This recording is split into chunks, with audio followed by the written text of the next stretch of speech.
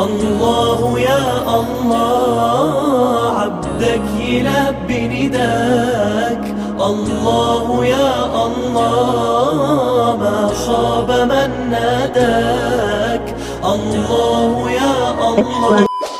بسم اللہ الرحمن الرحیم. معزز سامعین، سورۃ الکوثر ان صورتوں میں سے ہے جس کو مسلمان اپنی زندگی میں خیر و برکت حاصل کرنے کے لیے وظیفے کے طور پر بھی استعمال کرتے ہیں. کن کن مقاصد میں اس صورت کے ذریعے خیر و برکت حاصل کی جا سکتی ہے اس پر ہم بعد میں گفتگو کریں گے. پہلے ہم اس صورت کو سمجھتے ہیں، اس کے معنی و مفاہیم کو انڈرسٹینڈ کرتے ہیں. الکوثر قرآن پاک کی سب سے مختصر صورت ہے اور اس کا نام لفظ کوثر سے ماخوذ ہے.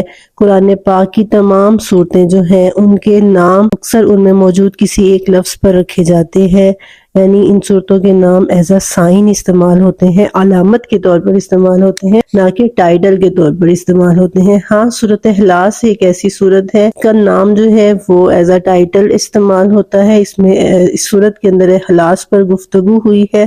اس کے علاوہ جتنی صورتیں بھی ہیں ان کے نام ایز اے سائن یوز ہوئے ہیں، جیسے بقرہ، اس میں گائے کا لفظ استعمال ہوا ہے. ایسا نہیں ہے کہ سورت کے اندر صرف گائے پر ہی گفتگو ہوئی ہو. اصل میں قرآن کے اندر، قرآن کی آیات اور صورتوں کے اندر اتنی جامعیت ہے کہ کسی ایک لفظ کو یا کسی دو تین الفاظ کے مجموعے کو سورت کا ٹائٹل قرار دیا ہی نہیں جا سکتا. اسی لیے نبی پاک صلی اللہ علیہ وسلم نے صورتوں کے نام ایز اے سائن استعمال کیے ہیں اور سورۃ الکوثر کا نام بھی ایز اے سائن استعمال ہوا ہے. حضرت انس بن مالک سے روایت ہے، وہ فرماتے ہیں کہ ایک دفعہ ایسا ہوا کہ رسول اللہ صلی اللہ علیہ وسلم ہمارے درمیان تشریف فرما تھے. ایک دم ایسے محسوس ہوا کہ جیسے آپ صلی اللہ علیہ وسلم پر غنودگی کی کیفیت طاری ہو گئی ہے. اب صحابہ کرام کے اندر اتنی جرت نہیں تھی کہ وہ فوراً نبی صلی اللہ علیہ وسلم سے سوال کرتے. تھوڑی دیر بعد آپ صلی اللہ علیہ وسلم نے اپنا سر مبارک اٹھایا اور مسکرانے لگے. آپ نے فرمایا کہ اللہ تعالیٰ نے مجھے ابھی جنت میں ایک نہر کا مشاہدہ کروایا ہے اور فرمایا ہے کہ ہم نے یہ نہر تمہیں عطا کی ہے جس کا نام کوثر ہے. اس دور کی بات ہے جب نبی صلی اللہ علیہ وسلم نے اللہ کے دین کی طرف دعوت دینے کا آغاز کیا تھا اور آپ کے قریبی لوگ آپ کے دشمن بن گئے تھے اور آپ صلی اللہ علیہ وسلم اور آپ کے ساتھیوں سے ہر طرح کے تعلق توڑ دیے تھے اور آپ صلی اللہ علیہ وسلم کے راستے میں مشکلات کے پہاڑ حائل کر دیے تھے. اس دور میں نبی صلی اللہ علیہ وسلم کو اور آپ کے صحابہ کرام کو کامیابی کی کہیں کوئی امید نظر نہیں آ رہی تھی. ایسے میں آپ صلی اللہ علیہ وسلم کو جو اولاد نرینہ عطا ہو رہی تھی وہ بھی اللہ کو پیاری ہوتی چلی جا رہی تھی. تو نبی صلی اللہ علیہ وسلم سخت پریشان تھے.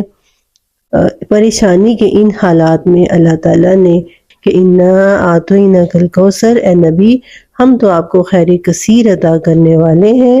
کوثر سے مراد صرف نہر نہیں بلکہ خیر کثیر ہے، یعنی اتنی نعمتوں کی فراوانی اور اتنی خیر کہ جس میں کثرت پائی جاتی ہو، جو بہت زیادہ ہو. تو نبی صلی اللہ علیہ وسلم کو جو خیر و برکت والی نعمتیں اللہ تعالیٰ نے عطا کی وہ یہ تھیں کہ آپ صلی اللہ علیہ وسلم کو وہ اخلاق دیا گیا جو آپ سے پہلے کبھی کسی کو نہیں دیا گیا تھا.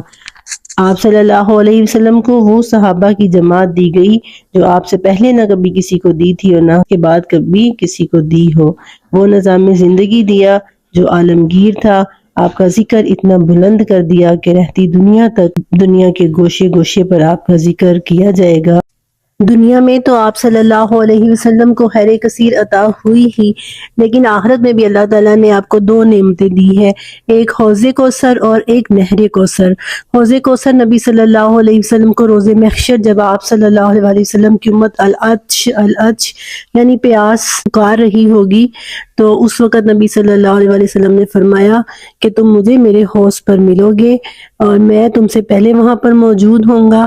کا پانی شہد سے زیادہ میٹھا، برف سے زیادہ ٹھنڈا اور دودھ سے زیادہ سفید ہوگا، اور جو اس کا پانی پی لے گا پھر اسے کبھی پیاس محسوس نہیں ہوگی. انا اعطیناک الکوثر کے بعد اللہ تعالیٰ نے فرمایا فصلی لربک وانحر، تو آپ اپنے رب کے لیے نماز ادا کیجیے اور قربانی کا فریضہ سر انجام دیجیے۔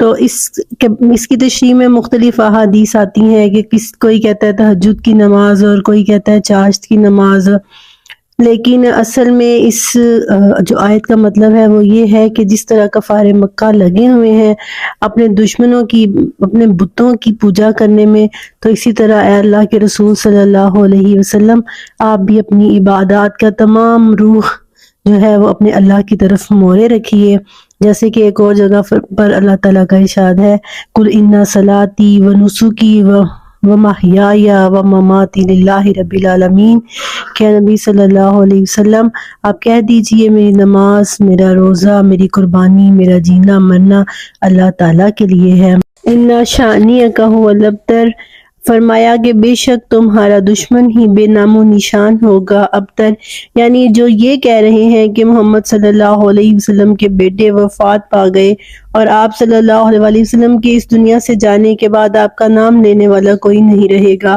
تو اللہ تعالیٰ نے فرمایا محمد صلی اللہ علیہ وسلم آپ پریشان مت ہوں، اصل میں بے نام و نشان جڑ کٹے یہی لوگ ہوں گے، جیسے ابو جہل ہے اور آپ کے دوسرے اتبا شیبہ آپ کے دشمن جن کا آج کوئی نام بھی نہیں جانتا، چند مسلمان جو دین کی سمجھ رکھتے ہیں صرف وہی ان کے نام جانتے ہیں، ادروائز کوئی ان کے ناموں سے بھی واقف نہیں ہے، تو اللہ تعالیٰ نے فرمایا کہ یہ جو آج تمہیں تانے دے رہے ہیں در حقیقت یہی بے نام و نشان ہوں گے۔ اللہ یا اللہ عبدك يلبي نداك، اللہ یا اللہ ما خاب من ناداك، اللہ